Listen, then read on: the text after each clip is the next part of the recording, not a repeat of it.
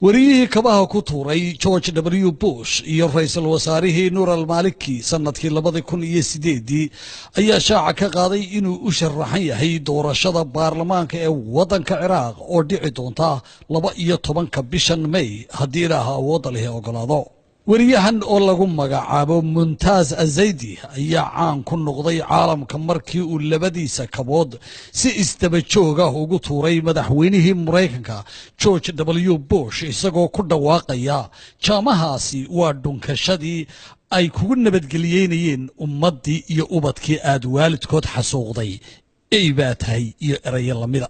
inkastoo asayidi waxa uu ku tuuray ay kaba ahaayeen haddana waxay maskaxda caalamka u muujisay arrintani inay tahay calaamad muujinaysa sida dadka reer Ciraaq uga soo horjeedaan gulufka colaadeed ee ku habsaday waxaana kabahan oo dahabi u eg taalo looga dhisay gobolka Tikrit.